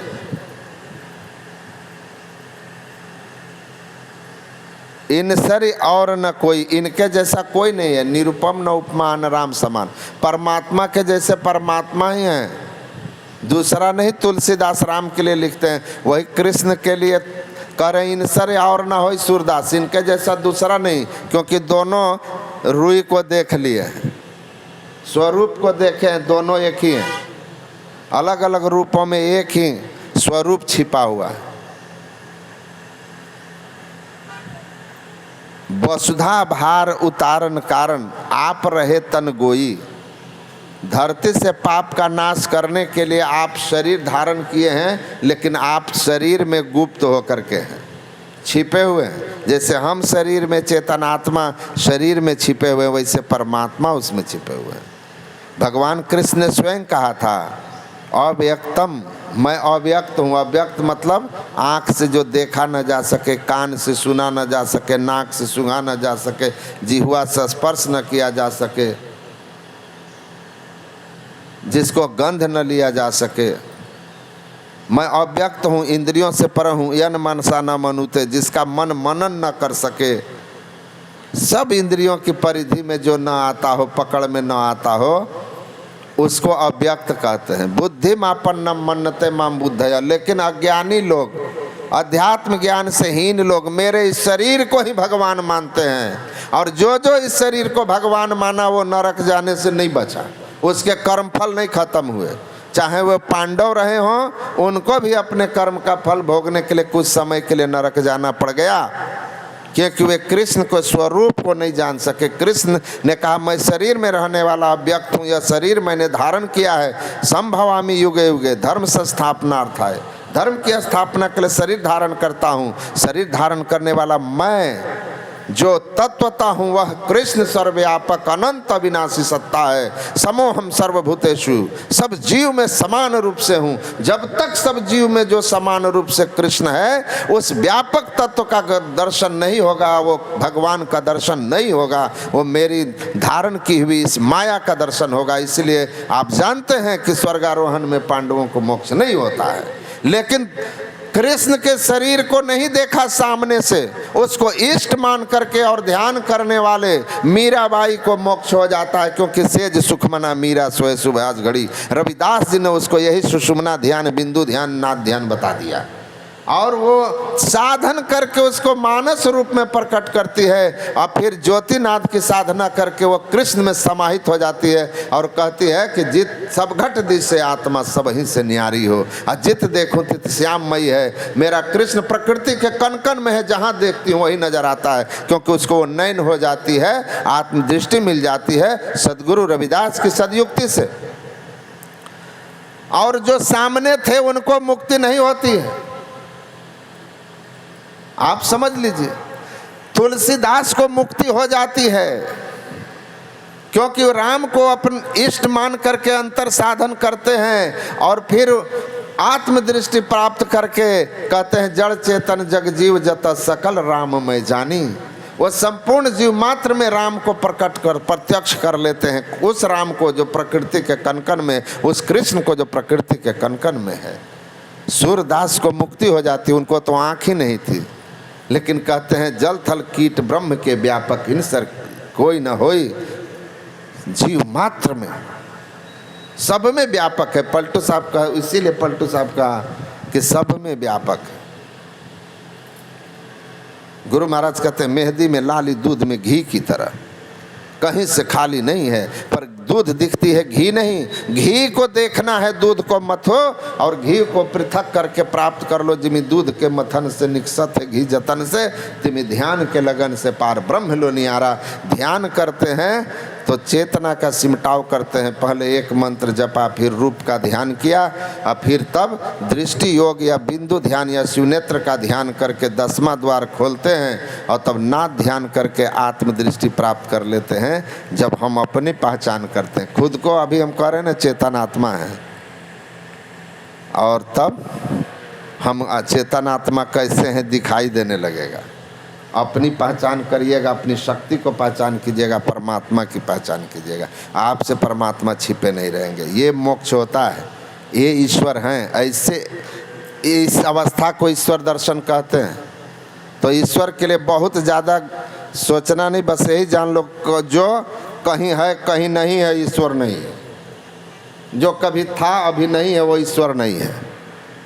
10 अवतार ईश्वरी माया, इसलिए जितने अवतार हैं ईश्वर की माया है। ये ब्रह्मा विष्णु महेश परमात्मा का अपना माया रूप है, जिस रूप से एक रूप से वो सृष्टि उत्पन्न करते हैं, एक से वो संचालन कर रहे हैं, एक से संहार कर रहे हैं। लेकिन इन तीनों रूपों में जो एक तत्व है, उस एक तत्व को जो 3 रूप में है उसको जो देख लेता है, स याति परमानंदम शास्त्र में न संशय, वह मोक्ष को पाता है। ये ब्रह्म ज्ञान है, ये असली अध्यात्म विद्या है, ये वेद उपनिषदों का, ये संतों का ज्ञान है। बाकी सब पंडितों का ज्ञान है, मौलवियों का ज्ञान है, पादरियों का ज्ञान है। लेकिन जो ज्ञान ईसा का है, जो ज्ञान मोहम्मद का है, जो ज्ञान संतों का है, वह यही है। इसी अवस्था की प्राप्ति, ऐसे स्वरूप का दर्शन, उनका कल्याण होगा। तो वह परमात्मा वाणी से परे हैं। आप देखिए ना, गुरु महाराज कहते थे कि एक आदमी जिसको वाणी नहीं है, गूंगा गुड़ खा के कैसे बोले, और जिसको मुंह में वाणी है, गुरु महाराज कहते तो उससे पूछो कि चीनी या मिश्री के स्वाद में क्या अंतर है, बता पाएगा? मीठा है, कैसा मीठा, अंतर ही नहीं बोल पाइएगा। चमचम और रसगुल्ला का स्वाद का क्या अंतर है, वो जो खाता है उसको महसूस होता है कि ये अंतर है। मालदा आम और दशहरी आम,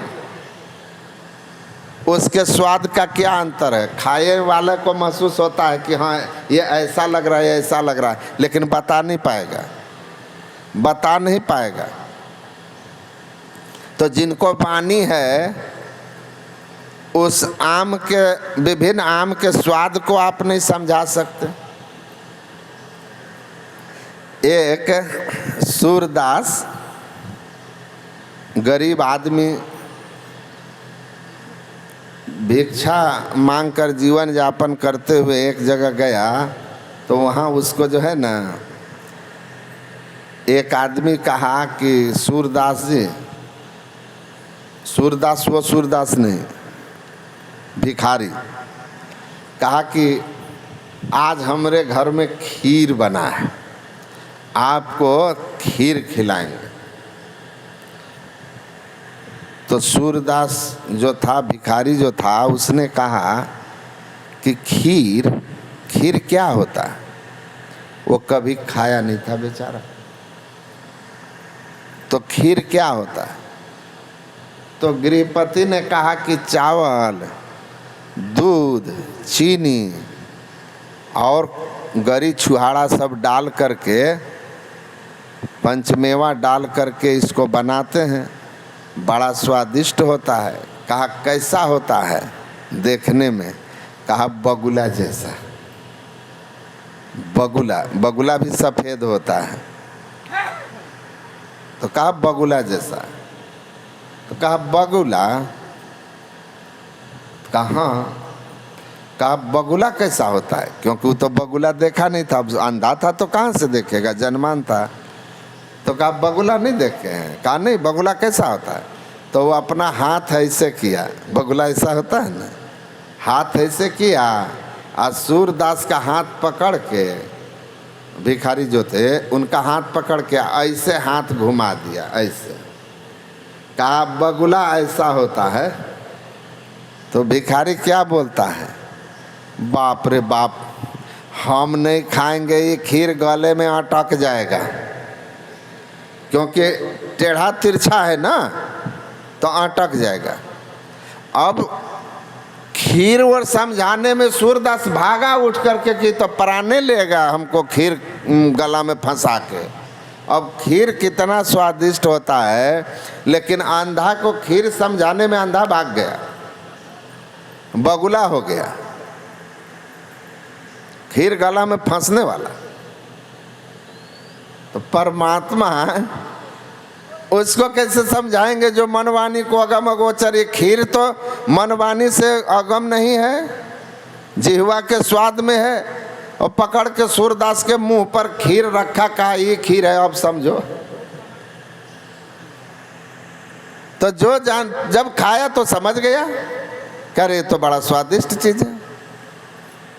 तो जब तक नहीं खाए, का गूंगे का गुड़ भाई, एक गूंगा गुड़ खा के नहीं बोल पाता, खा के कौन सा बोलने वाला बोल पाता है। गुड़ को भले कह दीजिएगा मीठा है, लेकिन मिश्री और गुड़ में फिर अंतर पूछें तो मीठा में कैसा मीठा, तो हवा में उड़ जाइएगा। कहिएगा खुद खाओ ना, अपने समझ में आ जाएगा क्या है। तो जब तक खाएंगे नहीं, उनके रस स्वाद का भेद नहीं जान पाएंगे। तो परमात्मा के लिए ऐसा ही संतों ने कहा है, करके देखो ना कितना स्वाद है। ठीक ठीक ईश्वर के स्वरूप को जानकर, और इसकी जो भक्ति का ठीक ठीक स्वरूप है ना, आराम से बैठिए, आंखें बंद कीजिए और एकाग्रचित हो करके गुरु मंत्र को जप कीजिए। मंत्र जपिए, राम जपिए, कृष्ण जपिए, शिव जपिए, गुरु जपिए, दुर्गा जपिए, कुछ भी जपिए। मंत्र कोई बड़ा छोटा नहीं होता। भगवान शिव ने कहा सप्तकोटि महामंत्राश्चित विभ्रंशकार का एक वो महामंत्र गुरु अक्षरद्वयम। जो गुरु 2 अक्षर का नाम बता देते हैं ना, मंत्र अमोलक, नाम 2 अक्षर, बिन रसना रट लागी रहे। उस नाम को, उस मंत्र को आंख बंद करके और अति पावन गुरु मंत्र मन ही मन जाप जपो। खूब श्रद्धा और प्रेम से जपिए। जो भी मंत्र गुरु बताए, उस मंत्र से संबंधित जिस रूप का वह ध्यान बताए, उसके बाद उस रूप का ध्यान कीजिए। इष्ट भी कोई बड़ा छोटा नहीं, सब एक ही परमात्मा के अनेक रूप हैं। दीक्षा में जो गुरु रूप बता दें, वही रूप आपका ध्यान करने से आपको सिद्धि होगी। अपने मन से नहीं करना है। तो मंत्र का जप और फिर उससे संबंधित इष्ट रूप का ध्यान। गुरु की मूरत हृदय बसावे, जो इच्छे सोई फल पावे। शांत चित्त होकर खूब एकाग्रता से, श्रद्धा प्रेम से जप करना चाहिए। जप करने की विधि जान के करना चाहिए। ये नहीं कि माला कर में सूरत नहर में। माला इधर घूम रहा है, मन दहु दिशा में घूम रहा है। मन और मंत्र दोनों एक होना चाहिए। मनो मध्य स्थितम मंत्र, मंत्र मध्य स्थितम मनः। मन और मंत्र दोनों एक मेक हो करके और एकदम शांत भाव से जपिए। मन इधर उधर जाए फिर पकड़ के लाइए, मंत्र में लगाइए। एक बार भी मंत्र आपका बिना स्मरण के, आपके जानकारी के नहीं निकले। एकदम मंत्र पर ख्याल केंद्रित रहे और एकदम मध्य में दृष्टि को रख करके जप कीजिए। फिर इष्ट रूप का ध्यान कीजिए और तब उसके बाद क्या करना चाहिए? शिरः कपाले रुद्राक्षरम विवरम चिंतिये यदा तदा ज्योति प्रकाश स्यात् विद्युत पुंज समप्रभ एतत् चिंतन मात्रेण पापानां संक्षयो भवेत् दुराचारी पुरुषो लभते परमं पदम ईड़ा तिष्ठति वामेन पिंगला दक्षिणेन तु तयोर मध्य वरम स्थानम यस्तम वेद स वेदवित्।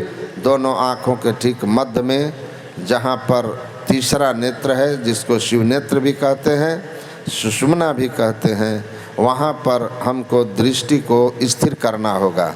इस तरह से दोनों दृष्टि की बाईं दाईं दोनों दृष्टिधारों को आपस में जोड़ना है कि उसके जुटते ही हमारा बंद दशम द्वार खुल जाए, शिव नेत्र खुल जाए। गुरु भेद देवे सार खुले बंद दशम द्वार, हो ब्रह्मांड में पैसार लखो ज्योति चमत्कार।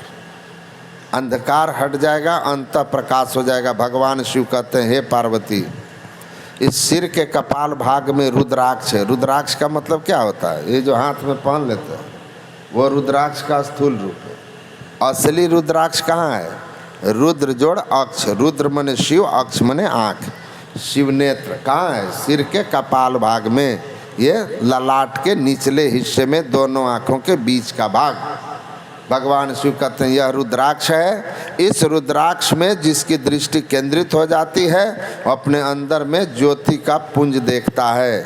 और इस रुद्राक्ष को, इस शिव नेत्र में जिसको ध्यान लगाने की गुरु युक्ति मिल गई, दुराचारी पुरुष, महान दुराचारी से दुराचारी व्यक्ति क्यों न हो, वह अपने सभी पापों का क्षय करके परम पुण्यात्मा धर्मात्मा हो जाता है, मोक्ष का अधिकारी होता है। रत्नाकर कितने हत्याओं को किया था, लेकिन जब नारद जी ने भेद बताया, बैठ के ध्यान किया, रत्नाकर सब पापों से मुक्त हो गया। और रत्नाकर वाल्मीकि हो गए, उनको कोई नरक नहीं जाना पड़ा, क्योंकि वो यहाँ ध्यान लगाए थे। पांडव नहीं लगाए, इसलिए कृष्ण सामने थे, वो नरक से न छूट पाए। कुछ पल नरक भी गए, स्वर्ग भी गए। महर्षि वाल्मीकि ने लगा लिया, सब पाप संक्षय कर दिया। दुराचारी पुरुष से लभते परमम पदम, परम पद का अधिकारी हो गया। इसीलिए तब शिव नेत्र में ध्यान करो। इसकी सहज युक्ति है, जानिए, करिए। अंत प्रकाश होगा तो अंतर्नाद होगा, और अंतर्नाद के सहारे सब माया का आवरण हट जाएगा, आत्मदृष्टि होगी, अपना ज्ञान होगा, परमात्मा का ज्ञान होगा। इसीलिए ठीक ठीक ईश्वर के स्वरूप को जानिए और उसकी साधना कीजिए, तब आपको वही नैन मिल जाएगी जो तुलसीदास को है, जो वाल्मीकि को है, जो वेद के ऋषियों को है, जो मीराबाई को है, जो गुरु महाराज को है। सबघट व्यापक एक ही राम, उस राम को उपलब्ध हो गए, मुक्ति हो गई। उस परमात्मा को उपलब्ध हो गए, मुक्ति हो गई। आत्मदृष्टि पाने वाली भक्ति करनी है, सब आपका कल्याण होगा, आपका भला होगा। इसको जान समझ करके युक्ति लेकर करिए। खान पान की पवित्रता इसमें बहुत ज़रूरी है। जिनके खान पान पवित्र नहीं है उनसे भक्ति नहीं होती है। आहार शुद्ध हो, सत्व शुद्धि। अब आप हिंदू होकर कहिए हम वेद को नहीं मानते हैं। अब वेद में जो बातें लिखी है, जो उपनिषदों में लिखी है, जो गीता रामायण में लिखी है, उसमें भक्त के पहला लक्षण बताया क्या है? आहार शुद्ध हो। आहार की शुद्धि होनी चाहिए। आहार की शुद्धि होगी तो बुद्धि सात्विक होगी, सात्विक बुद्धि होगी तो आपका मन संसार से हट करके परमात्मा की ओर होगा। ध्यान लगेगा, जप करने में, ध्यान करने में आपका मन स्थिर होगा और उन्नति मिलेगी आपको। जिसका खान पान पवित्र नहीं है उससे भक्ति भाव नहीं हो सकता है। अगर तपस्या कर लेंगे, भस्मासुर रावण तपस्वी थे, भक्त नहीं थे, वे साधक नहीं थे, मोक्ष मार्गी नहीं थे, वो संसार सुख के लिए, और वो भी संसार सुख ऐसा जिसमें दूसरे को दुख देना है। कष्ट देना है। रावण भी क्या किया, वरदान लेकर दूसरों को तंग ही किया। वे तपस्वी थे। ये तपस्वी अलग चीज होते हैं। तपेद बस सहस्राणी एक पाद स्थितो नरा सुषुम्ना ध्यान ले सस्य कला नारहंति सोडसिम। वेद भगवान कहते हैं एक पैर पर खड़ा होकर हजारों वर्ष कोई तपस्या कर ले, उस तपस्या के फल से भगवान के रूप को प्रकट कर ले, माया रूप धारण करके भगवान आ जाए सामने और वरदान दे दें, उस वरदान के फल से संसार में उसको कुछ लाभ हो जाएगा, लेकिन उस लाभ से परम कल्याण नहीं होगा। किसका हुआ? हिरण्यकश्यप को हुआ। वो भी तो वरदान लिया था ना कि न दिन में न रात में, न अस्त्र से न शस्त्र से, यही था ना। न आकाश में न धरती पर, न मनुष्य न देवता से, किसी से हम मरे ही नहीं, लेकिन बच पाया। ये सब तप तपस्या किए थे चित्त की शुद्धि सुषुम्ना ध्यान से। इसीलिए वेद भगवान कहते हैं ये जो सुषुम्ना ध्यान है, शिवनेत्र का ध्यान है, इस ध्यान के सामने 1000 वर्ष तक एक पैर पर तप करने वाला बराबरी नहीं कर सकता है। एक मुहूर्तमपि गच्छेन नासाग्रे मनसा सह सर्वम तरति पापानाम तस्जन शतार्जितम। भगवान कृष्ण कहते हैं मुहूर्त भर के लिए विश्व नेत्र में अपने कोई वृत्ति को स्थिर कर लिया सदगुरु की सदयुक्ति से 100 जन्म का पाप नाश करेगा। इसीलिए इसको ठीक से समझिए, तपस्वी होना और योगी होना दोनों अलग चीज़ है। योग से योग मोक्षप्रद वेद बखाना, योग से मोक्ष होता है, तप से रिद्धि सिद्धि शक्ति आती है। वह शक्ति चित्त अशुद्ध होने पर संसार में पाप के तरफ प्रवृत्त कर देती है। इसीलिए अशुद्ध चित्त वाला तपस्वियों में भस्मासुर, रावण, कुंभकर्ण आते हैं, हिरण्यकश्यप और हिरणाक्ष जैसे लोग आते हैं। लेकिन किसी ने अंतर साधन और योग की साधना करके किसी का अहित करने का वरदान नहीं मांगा। हमारे यहाँ तो दीक्षा के समय ही कह दिया जाता है कि जप ध्यान करने से आपकी वाणी में सिद्धि आएगी, इसका उपयोग किसी के बुराई में मत करना, ये शपथ है। बुरे कार्य में खर्च नहीं करेंगे। और वहाँ तो कपारे पर हाथ धर के भस्म करने का वरदान मांगते हैं। आप सोच लीजिए, भगवान का दर्शन और ऐसी दुष्टता दोनों एक साथ नहीं हो सकती है। इसीलिए वह भगवान शंकर के शरीर को देखा था। शंकर के शरीर में व्यापक जो शिव तत्व है, अविनाशी परम तत्व है, उसका दर्शन उसको नहीं हुआ था। उसका दर्शन करने के लिए आपको, अगर भगवान शिव को मानते हैं और अगर आप भगवान शिव का मंत्र लिए हैं, तो आपको भगवान शंकर के मंत्र को ठीक ठीक नमः शिवाय, ओम नमः शिवाय जपते हैं, जपिए। भगवान शंकर के शरीर का ध्यान करिए और इन 2 क्रियाओं से चित्त शुद्ध हो जाए, और तब गुरु की युक्ति से सिरह कपाले रुद्राक्षम विवरम चिंतिये देदा, इस शिव नेत्र का ध्यान करके इसको खोलिए और इसको खुल जाएगा। ये ध्यान लगाने लगेंगे ना, चित्त एकदम पावन पवित्र होगा। सर्व पाप है पर मुच्यते, सब पाप से मुक्त हो जाइएगा, एकदम शुद्ध पवित्र हो जाइएगा, निर्मल हो जाइएगा। अंतर्नाद मिलेगा, परमात्मा मिलेंगे, वह सर्वव्यापक शिव तत्व का आपको ज्ञान हो जाएगा। राम के भक्त हैं तो ऐसे ही हे राम जपते हैं, जो राम के स्वरूप का ध्यान कीजिए और फिर वहीं आकर शिव नेत्र का ध्यान कीजिए, सुषुम्ना ध्यान कीजिए। तो इष्ट और उसके मंत्र अलग अलग होते हैं, लेकिन अंतर की जो डगर होती है ना, वह गुरुगम से सुखमन में बैठ के अंतर पथधारी, वह यहाँ से आकर सब भक्ति एक हो जाती है।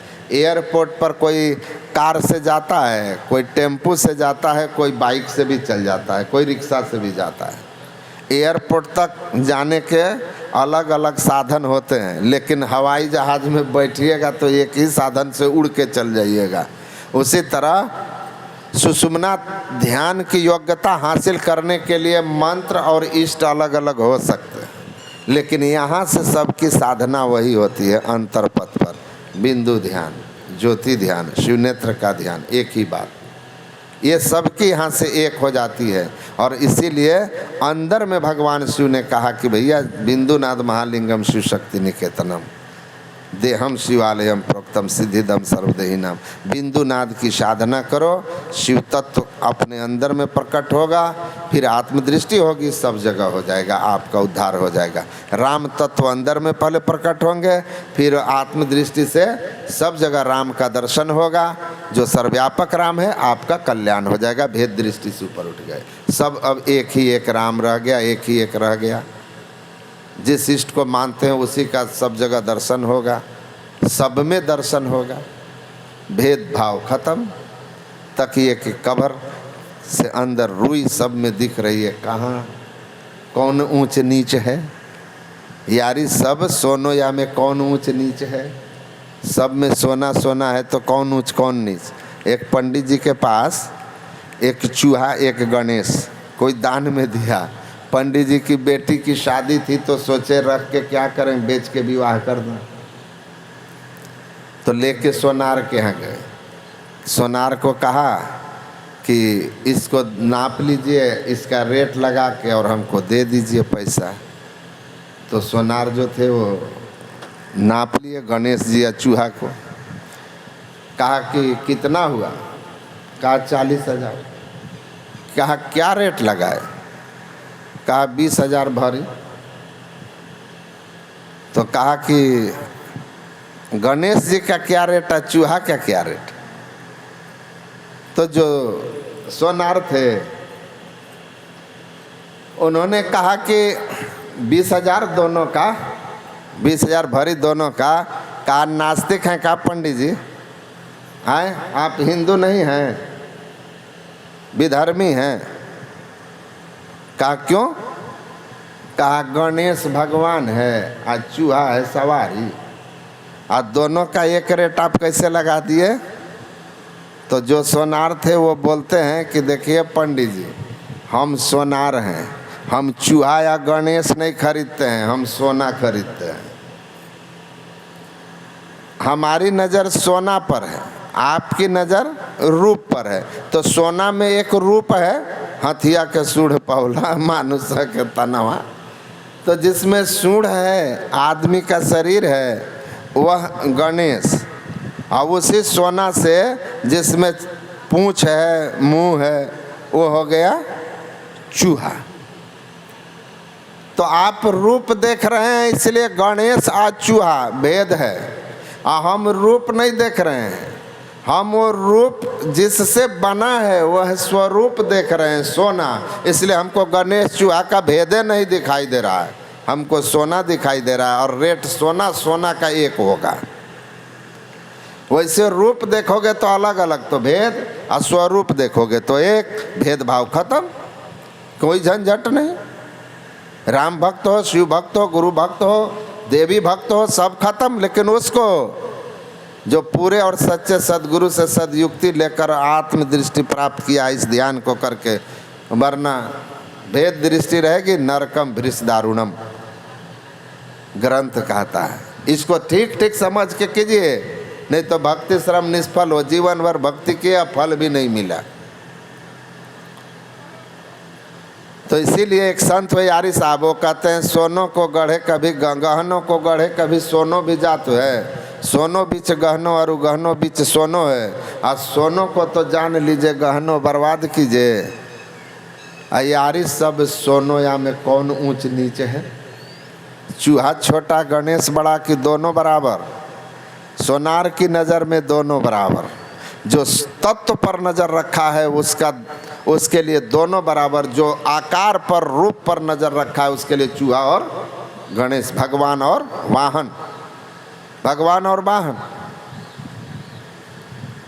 तो तत्व का ज्ञान हो जाए तो भेद दृष्टि खत्म हो जाए। इसीलिए गुरु महाराज बहुत प्यार से समझाते थे कि इष्ट कोई बड़ा छोटा नहीं होता है।